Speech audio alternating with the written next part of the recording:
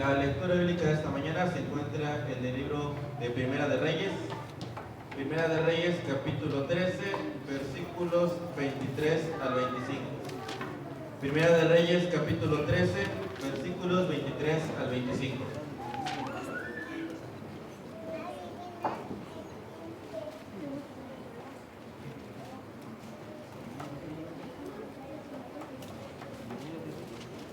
Primera de Reyes 13, 23 al 25.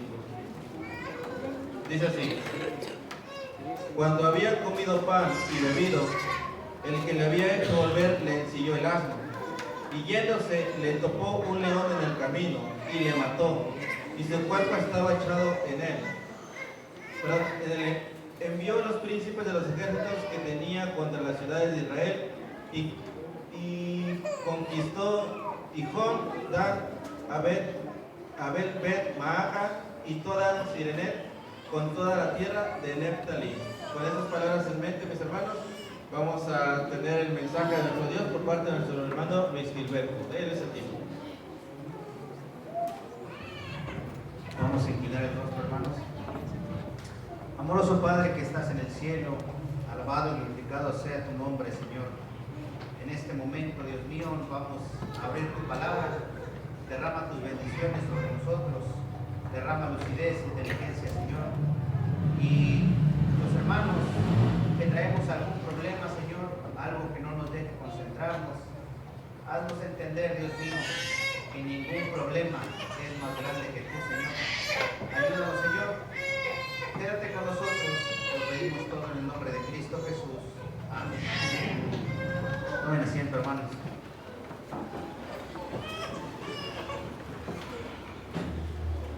Hermanos, buenos días, ¿cómo están? Muy bien. Saben que estaba pensando cómo ha crecido la iglesia, hermanos. Joel fue conmigo a la primaria. El hermano Mario Morán fue conmigo a la secundaria. Suri también fue conmigo a la primaria y a la secundaria. De niño, en mi vida, hermanos, pensé verlos. No me lo imaginé. Y hoy que los veo, pues me siento contento, ¿saben? La vez pasada que prediqué, Joel salió y me saludó. Y hasta que él me saludó, me acordé de su cara. Yo le dije, no te conocí, no sabía que eras tú, ¿sabes? Me senté a un lado de él una vez que predicó el hermano Mario. Después me pasé para acá con mi hermana. Y hasta que me saludó y me dijo por mi nombre, me acordé y dije, Joel. Ya estuvimos platicando un ratito ahí. Y la iglesia sigue trabajando. Y la iglesia sigue creciendo. Y a pesar de que cuando nos toca alguna dirección como ministerio personal o alguna dirección donde pues nos toca trabajar y leemos que se deben dar estudios bíblicos, etcétera, a veces vemos que la iglesia como que no quiere, pero al final el Espíritu Santo, la iglesia, Dios sigue haciendo que esta iglesia siga creciendo. Alabado sea el nombre de Dios, hermanos. Hermanos, el tema de hoy es importante como todos los temas. Había más temas que dar en este día, pero creo que Dios ilumina al final del día al predicador y hace que el mensaje que se tenga que dar desde aquí arriba, pues se dé y llegue a nuestros oídos, hermanos. Vamos a Primera de Reyes. Primera de Reyes, aquí en el capítulo 13. Es una historia con un final bastante cruel. Una historia de esas que a mí no me gusta leer porque son tristes. Pero es una historia a la cual se le puede sacar mucho aprendizaje. Vamos desde el versículo 1. Primera de Reyes, capítulo 13 y versículo 1. Hoy sí tenemos pues tiempo suficiente, hermanos, para explayarnos. Dice aquí: He aquí que un varón de Dios, por palabra de Jehová, vino a Judá de Betel, y estando Jeroboam junto al altar para quemar incienso, aquel clamó contra el altar por palabra de Jehová y dijo: altar, altar, así ha dicho Jehová. He aquí que a la casa de David nacerá un hijo llamado Josías, el cual sacrificará sobre ti a los sacerdotes de los lugares altos que queman sobre ti incienso, y sobre ti quemarán huesos de hombres. Y aquel mismo día dio una señal diciendo: esta es la señal de que Jehová ha hablado. He aquí que el altar se quebrará y la ceniza que sobre él está se derramará. Aquel hombre del que nos habla la palabra de Dios en este día era un profeta enviado por el mismo Dios a Jeroboam. Y Jeroboam era parte del pueblo israelita. Jeroboam tenía a su cargo 10 de las 12 tribus en ese tiempo, y él gobernaba sobre estas tribus. Pero Jeroboam tenía un miedo, hermanos, y era que su pueblo dejara de creer en él, y era que su pueblo empezara a ofrendar en otros lados. Y entonces Jeroboam empieza a traer prácticas paganas. ¿Qué es lo pagano, hermanos? Estrictamente lo pagano es todo aquel ritual que salga de la naturaleza o del campo, por ejemplo. ¿Por qué el Día de Muertos es una fiesta pagana? Porque sale de los celtas, estos que ahora están regados por España. Y se creía que el 31 de noviembre llegaban los espíritus, ¿verdad? Y de ahí, en una mezcolanza de ideología, pues se llega a la creencia, ¿verdad?, de que el 2 de noviembre, el 31, esos días, los muertos vuelven a la vida. Pero era para adorar ciertas prácticas, pues campesinas, hermanos. Porque eso de que el Día de Muertos es una creencia prehispánica y que desde siempre han venido nuestros muertos para acá, o esa creencia traían los aztecas, eso es una total mentira. Los aztecas, los mayas, creían que cuando alguien se moría pasaba a un siguiente ciclo, pero no regresaban. La creencia era que se iban al cielo y se convertían en estrellas. Ya la mezcolanza hizo, ¿verdad?, que se crea hoy en día. Hoy platicaba ayer el pastor que hasta les ponen un camino, ¿verdad?, para los que regresan. Pero no se crean que ese pensamiento es de los aztecas, es una mezcla de cosas. Y entonces Jeroboam, entre todos los rituales que empieza a crear dentro del pueblo israelita, empieza a traer prácticas paganas. Entonces, cuando Dios ve esta situación, manda a este profeta. Y este profeta llega y le dice: mira, estás haciendo mal, Jeroboam. Vamos a seguir leyendo. Vamos ahí mismo en el capítulo 13, en el versículo 4. Cuando el rey Jeroboam oyó la palabra del varón de Dios que había clamado contra el altar de Betel, extendió su mano desde el altar, dijo: prendedle. Mas la mano que había extendido contra él se le secó y no la pudo enderezar.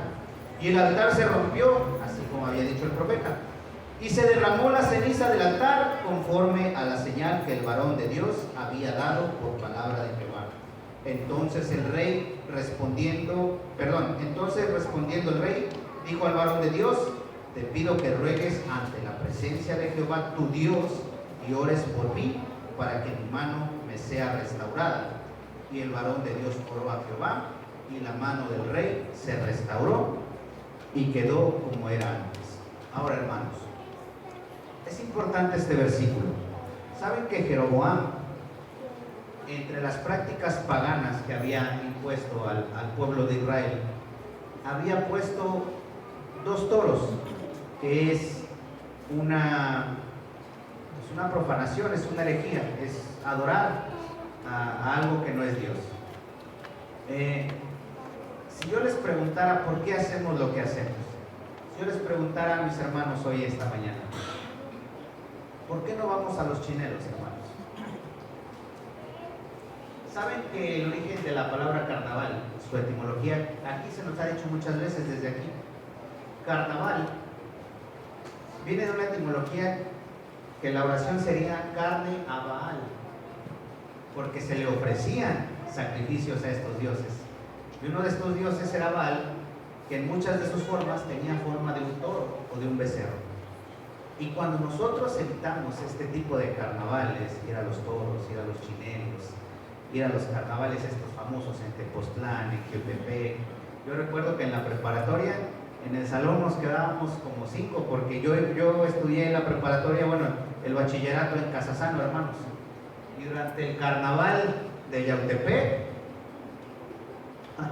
se vaciaba la escuela, nos quedábamos como 5 a la clase. Y hoy en día nosotros hacemos lo que hacemos porque conocemos la palabra de Dios. Y cuando nosotros no hacemos algo es porque conocemos la palabra de Dios. Y aquí lo que Jeroboam, yo creo que él conocía la palabra de Dios, pero el miedo lo hacía hacer cosas que no tenía que hacer. Y entonces Dios en su misericordia manda a este profeta y le dice: estas son las cosas que le tienes que decir para que Jeroboam deje de hacer lo malo que está haciendo. ¿Se han preguntado por qué hacemos lo que hacemos? Siempre que nosotros, por ejemplo, como adventistas, en este programa que tenemos todos los sábados, ¿saben qué es hermoso, hermanos? Haciendo un paréntesis, yo los veo muy atentos. Amén, alabado sea el nombre de Dios.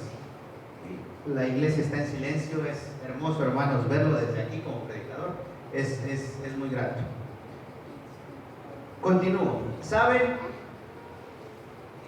por qué nuestro primer himno debe ser de alabanza? Desde aquí. ¿Se han dado cuenta de eso los hermanos que apenas ingresaron a la iglesia?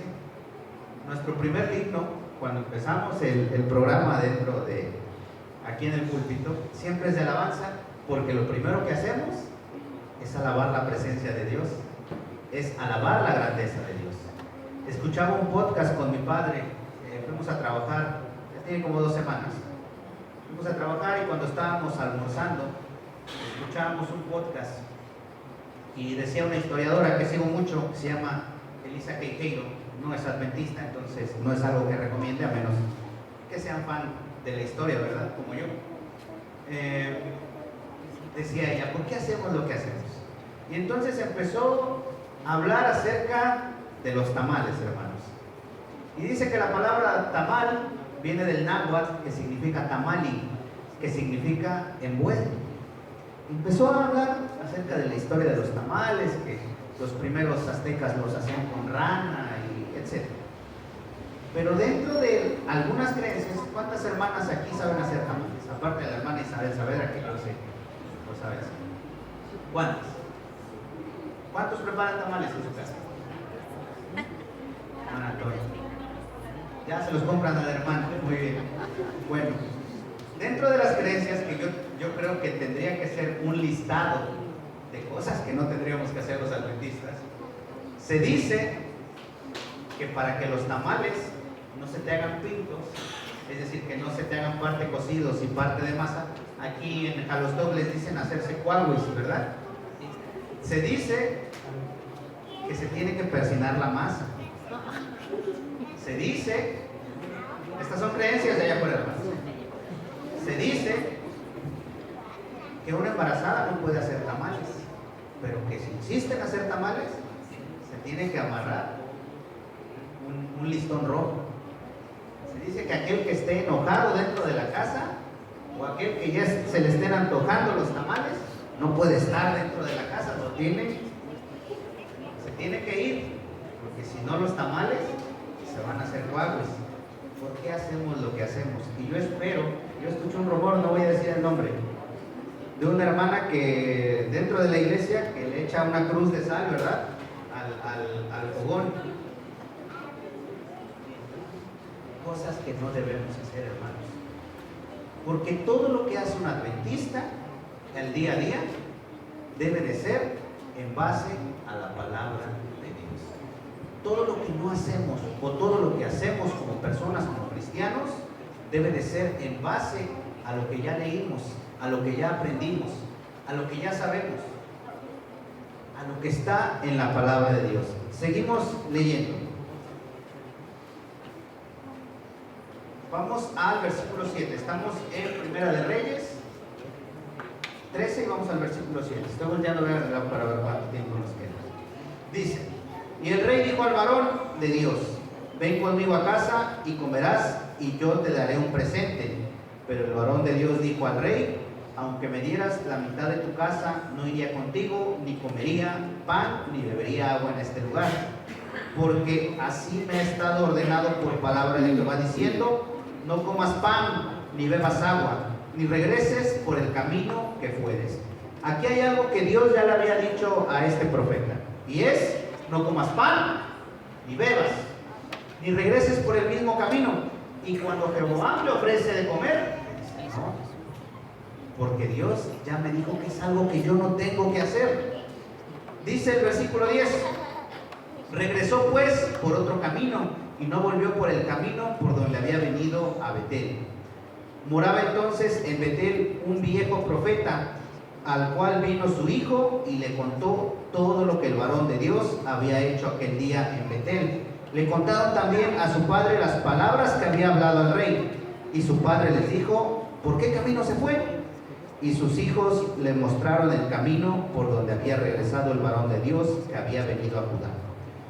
Y él le dijo a sus hijos: ensilladme el asno. Y ellos le ensillaron el asno, y él lo montó.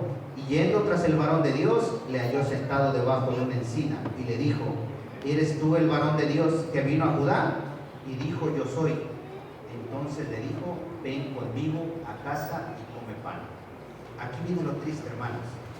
Dice el versículo 16: mas él respondió: no podré volver contigo, ni iré contigo, ni tampoco comeré pan, ni beberé agua contigo en este lugar. Porque la palabra de Dios me ha sido dicho: no comas pan, ni bebas agua de allí, ni regreses por el camino donde fueres. Y el otro le dijo, mintiéndole: yo también soy profeta como tú. Y un ángel me ha hablado por palabra de Jehová, diciendo: tráele contigo a tu casa, para que coma pan y beba agua. Entonces volvió con él, y comió pan en su casa y bebió agua. Le mintió, hermanos. Lo hizo pecar. Y por eso la importancia de que nosotros leamos las Escrituras todos los días, para saber estrictamente qué Dios tiene que decirnos. Y las ovejas, dice el versículo, escuchan la voz de su pastor, ¿y qué? Y le reconocen. Qué triste será el día, hermanos, que no entremos al cielo y le digamos al Señor: pero es que el pastor así me dijo que era,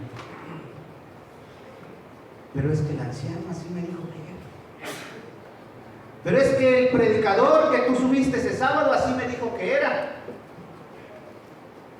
Pero Jehová te dice: yo tengo mi palabra para ti, come de ella, entérate por ti, platica conmigo. Porque no va a ser excusa, hermanos. No va a ser excusa el día que el Señor venga y nos diga: ¿por qué no hiciste lo que yo te dije? ¿Cuántos no tienen una Biblia en su casa, hermanos? En mi casa debe de haber como 10. ¿Cuántos no tienen una Biblia? ¿Cuánto tiempo dedicamos al estudio de la palabra? ¿Cuántas veces reflexionamos en los versículos que hay en esta Biblia? ¿Cuántos escuchamos la palabra de Dios todos los días y aprendemos a tener una convivencia plena con nuestro Dios?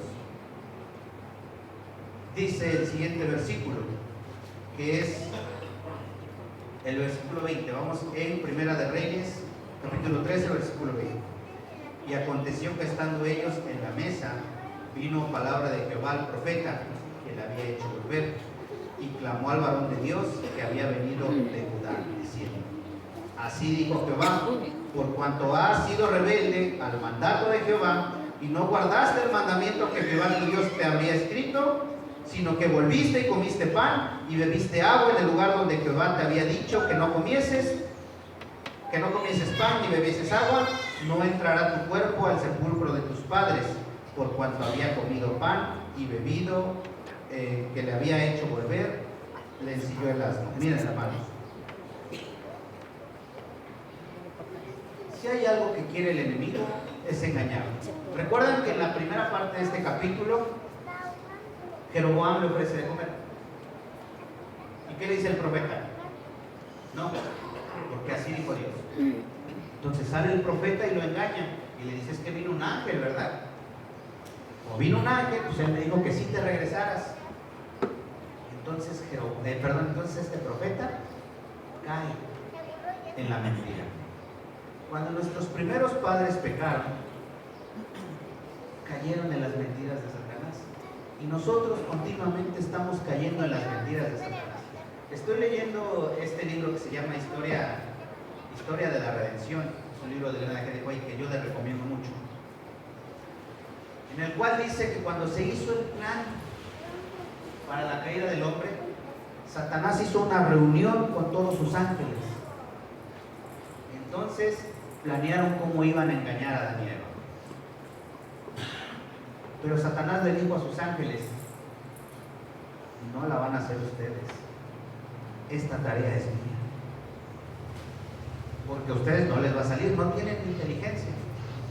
Entonces Satanás se propuso él ser el artífice de la caída del hombre y pudo engañar a Daniel. ¿Cuántos planes crees que haga el diablo allá afuera para hacernos caer todos los días? Y entonces, mi querido hermano, cuando tú veas disensión en la iglesia, cuando tú veas grupos pequeños que se pelean, cuando veas que te maltratan un hijo dentro de la iglesia, que te maltratan a ti, cuando veas que hay problemas dentro de la iglesia, ten en cuenta que el diablo está detrás de ello para hacerte caer. Y cuando alguien te diga desde aquí arriba que leer, no pasa nada. No pasa nada si no vienes a la iglesia, hermano. No pasa nada, lo importante es el corazón. Ten cuidado, hermano. ¿Venir a la iglesia es algo? Es parte. ¿Leer las escrituras salva? La comunión que tenemos, hermanos, con Dios es la que nos va a salvar.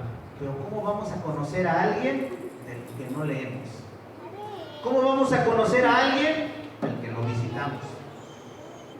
No te va a salvar ni venir a la iglesia ni leer las escrituras, pero te va a aproximar más a Cristo Jesús, que es el que sí te va a salvar, hermano. Bien, hermano, seguimos leyendo. Versículo 24. Primera de Reyes 13:24. Ya casi acabamos. Y yéndose, le topó un león en el camino y le mató, y su cuerpo estaba echado en el camino, y el asno junto a él, y el león también junto al cuerpo. Y aquí los que pasaban vieron el cuerpo que estaba echado en el camino, y el león que estaba junto al cuerpo, y vinieron y le dijeron en la ciudad donde el viejo profeta habitaba. Oyéndolo, el profeta que le había hecho volver del camino: el varón de Dios es, que fue rebelde al mandato de Jehová. Por tanto, Jehová le ha entregado al león, que le ha quebrantado y matado conforme a la palabra de Jehová que él le dijo. Y habló a sus hijos y les dijo: ensillad un asno, y ellos se lo ensillaron. Y fue y halló el cuerpo tendido en el camino, y el asno y el león que estaban junto al cuerpo. El león no había comido el cuerpo ni dañado al asno. Miren, hermanos, esta escena de este versículo es increíble. ¿Cuántos han visto documentales de leones? ¿Se aguanta el león el hambre para asesinar a una cebra, a un búfalo? Yo les traje un video hoy, hermanos, de unos cazadores. Saben que en África, si tú tienes suficiente dinero, puedes ir y salir a cazar un animal de manera legal. Yo les traigo el video de unas personas hoy que tenían su trofeo, un león, pero se fueron a meter a un terreno salvaje, hermanos. Gerson, ayúdame, por favor.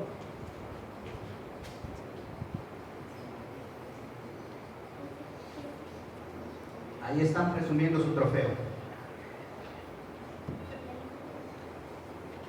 Todos atentos, también al lado de a este lado de la pantalla. No sé cuántos ya vieron este video. Casi no tengo audio, Gerson, no sé si se escucha.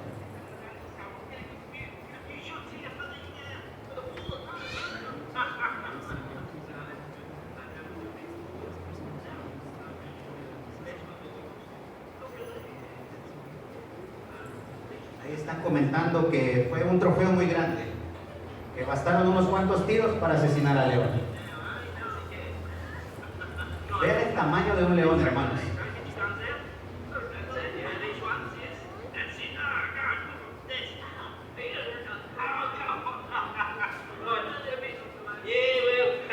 Right, just check the kettle here. Okay. That's right. Okay, good stuff.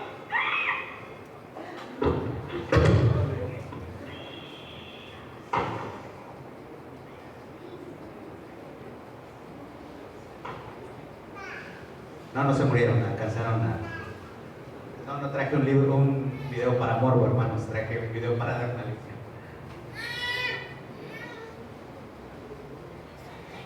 La majestuosidad de un león, hermanos, es impresionante. Quien los ha visto ya en un zoológico de cerca, ha entendido que en un mano a mano, un hombre no compite, hermanos. Pero imagínense un animal de esos. Cuando llegan a ver al profeta muerto, que está en un lado, encima el asna en el que iba el profeta, está parada al otro lado, el profeta muerto, porque la Biblia dice que no se había comido al profeta, solo fue asesinado. Y miren, hermanos, el profeta había ido a cumplir una misión. El profeta había hablado en el nombre de Dios. El profeta había ido a dar una lección. ¿Y cuántos de nosotros hemos evangelizado allá afuera? ¿Y cuántos de nosotros hemos traído gente a la iglesia? ¿Y cuántos de nosotros hemos predicado desde aquí? Pero la lección, hermanos, el mensaje de esta mañana es que la fidelidad a Dios tiene que ser en todo tiempo. Porque aún los que hemos salido a dar algún mensaje allá afuera, aún los grandes pastores que evangelizan personas a nivel masivo allá afuera, somos perseguidos por el enemigo para caer. Y qué triste sería que el día de mañana que Jesús venga, hayamos salvado personas para Cristo, pero nosotros, por no atender todo el tiempo a la palabra de Dios, no alcancemos la salvación, queridos hermanos. Para terminar, quiero leerles algo de este libro que también yo creo que ya muchos leyeron. El hermano Inés hace no mucho predicó acerca de este libro, cuando nos dio 5 cosas, habló del espiritismo. Hermano Inés habló de más engaños de Satanás. Se llama Eventos de los Últimos Días. Bien, hermanos, es la página 150. Dice: el enemigo, Satanás, el enemigo ha hecho esfuerzos magistrales para perturbar la fe de nuestro pueblo en los testimonios. Esto es precisamente lo que Satanás se propuso que ocurriera. Y los que han estado preparando el camino para que la gente no preste atención a las advertencias y los reproches de los testimonios del Espíritu de Dios, verán una ola de errores de toda clase y aparecerían. Dice otro párrafo en la misma página: en las escenas finales de la historia de esta tierra, gente a quienes Dios ha honrado grandemente imitarán al antiguo Israel, un abandono de los grandes principios que Cristo ha establecido en sus enseñanzas, la implementación de proyectos humanos usando las escrituras para justificar un curso de acción equivocado bajo la operación perversa de Lucifer. Más de una estrella que hemos admirado por su brillo se apagará entonces en las tinieblas. El peligro que corremos hoy en día, hermanos, porque al final de los días dice la profecía que los mismos pastores de la iglesia nos van a dar consejos diabólicos basados en malas interpretaciones de las escrituras para hacernos caer. Y es aquí donde viene la responsabilidad nuestra, el apego con Cristo Jesús, para que nosotros sepamos cada cosa que pasa. Yo no digo, hermanos, que se la pasen viendo televisión todo el día, pero prendan el noticiero de vez en cuando. Entérense de cómo está el mundo allá afuera. Las tragedias que pasan esta semana, tuvimos lo de España. ¿Cuántos lo vieron? En televisión, ¿nadie lo vio? Bueno, Entérense, hermano José, a ver las noticias, hermanos. La tragedia en España, el huracán que se aproxima, que se desvió, ¿verdad? Que ahora viene para México.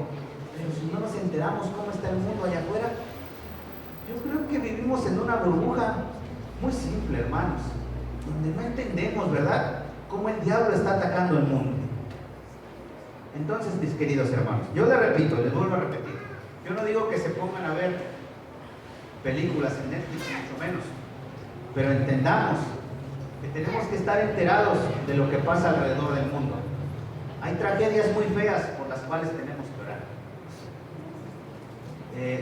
Lo de España, la tragedia, recuerdan esta profecía de Elena G. de White, y bueno, en Apocalipsis también, donde nos dice que las ciudades iban a ser inundadas por agua y que iban a desaparecer. Bueno, Valencia en España está cumpliendo esa profecía. Los mapas viéndose desde arriba nos muestran que la ciudad desapareció. Y es triste, pero es algo que ya pasó. Y si no nos enteramos, hermanos, ¿cómo vamos a saber por quién orar? ¿Cómo vamos a saber por quién pedir? El estudio de la Biblia tiene que ser diario, hermanos, diario. Si yo les dijera que basta con su lección, les diría que no. La lección de escuela sabática la estudian en 5 minutos, hermanos, y 5 minutos para Dios. Estos libros rojos, hermanos, contienen tanto conocimiento aparte de la Biblia que nos ayudan demasiado a acercarnos a Cristo Jesús. La misión de nosotros es predicar, pero la misión de nosotros es mantenernos firmes para que cuando alguien más nos predique, no caigamos. El diablo no quiere que te salves, hermano. Lo platicamos anoche con mi mamá. El diablo le da gusto cuando te enfermas, cuando te peleas con tu pareja, cuando te peleas con tus hijos, cuando te peleas con tu iglesia, con los hermanos de tu grupo pequeño. Pero Dios dice: yo estoy aquí. Entérate de que yo tengo la solución para todo eso, para que no caigas en las garras de Satanás y puedas salvarte el día que Cristo Jesús venga. Hermanos, Dios los bendiga. Ya son las 12. Vamos a comer, que Dios los bendiga mucho. Ojalá ya podamos haber aprendido algo productivo hoy para nuestra vida cristiana. Que así nos bendiga.